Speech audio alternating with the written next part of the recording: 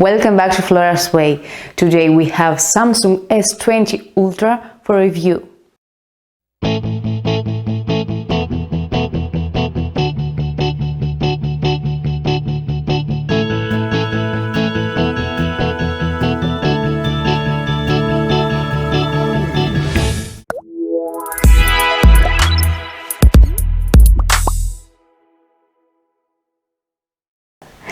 We will see all the new features of the phone, the camera with 100 super resolution zoom, the zoom mic, the camera at the low light and the anti-rolling stabilizer.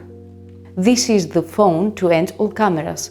The S20 Ultra 5G has a 108 megapixel wide camera, 40 megapixels front camera and a 48 megapixel telephoto camera for taking gallery quality photographers and studying studio quality movies. The screen is offering a 120 Hz refresh rate option. High refresh rates make animation and screen look much smoother and can also help with compatible games. With 120 Hz in front of your eyes, everything you see is smooth, crisp and picture perfect. Then take control of everything you watch with the freedom to customize color, sharpness and saturation just the way you like it. With a huge 5000 mAh battery, the Galaxy S20 Ultra can deliver about 12 hours of endurance when set to the default 16 Hz refresh rate. At 120 Hz, however, that runtime dives to just a little over 9 hours. The phone is cleverly used charge, directing it away from apps you're not using, but shooting 4K and 8K video will drain the battery fast. The headphone jack is now gone. The Galaxy S20 series may have lost the headphone jack following in the footsteps of the Note 10 Plus, but it still retains solid speaker quality. A pair of headphones with a special USB-C port is in the box, and AKG USB-C headset, but if you want, there is the option to use 3.5 jack headphones via a USB-C audio adapter. If you want to keep using your wired headphones, here is a look at the USB-C headphone adapters. Poor quality zoom is a big issue for many smartphone photographers, and in our initial test, Samsung's new space zoom functionality appears to produce clean image when zoomed in. We tested the S20 Ultra by zooming in a 100x from far away to frame a pair of small figurines positioned on a rafter beam. While there was some clear softening of detail, it was much less than you would expect. Pictures were free of digital noise and looked pretty good. Let's see an example. We have the camera at the standard mode with a central camera of 108 megapixels sensor, and let's take a picture. Very nice picture, very nice picture. Now let's go to 4x zoom and take a picture. Oh, very nice at 4x zoom. Now let's take a picture at 10x zoom.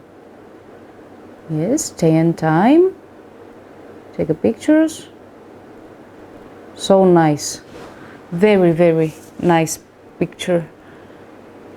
Yes, super picture. Now let's see the 13x zoom and go to take a picture. Okay, take picture. Oh my god, Samsung, you make me crazy with the new S20 Ultra. This picture is amazing. Low light photography is another common obstacle with smartphones, and the Galaxy S20 Ultra's ability to combine 9 pixels into one RAW expands its capabilities when light levels are low. I can say that from my first impression, the images are crisp, clear and have really nice colors. Let's see an example. We have the camera at the standard mode with the central camera of 108 megapixel sensor, and let's take a picture. Very clear picture, guys. Now let's go to 4x zoom and take a picture. Very nice 4x zoom in the night mode. Now let's take a picture at 10x zoom. Take a picture, yes.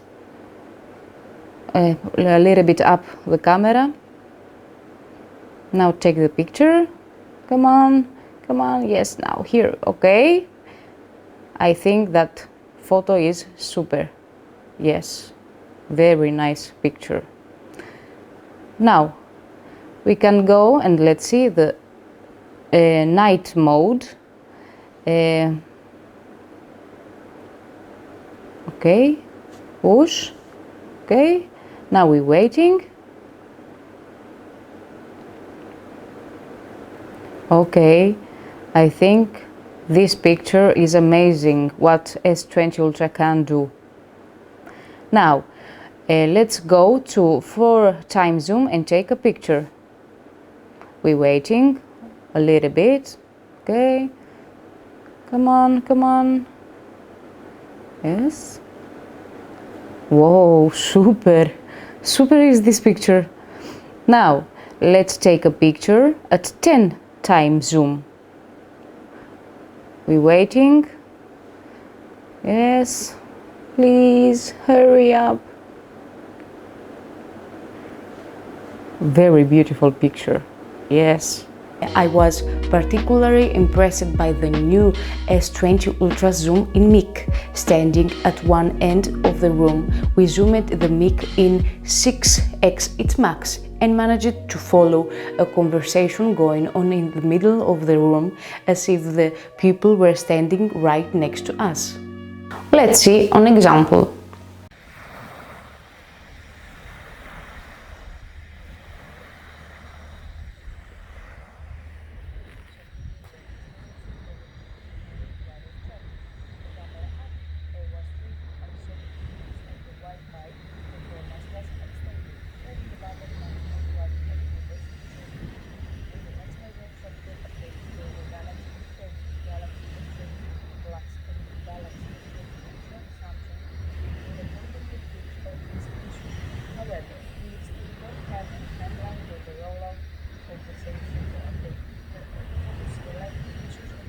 Thankfully, you can also get really good 4K 13 or 16 FPS video, as well as 1080p 13 or 16 FPS.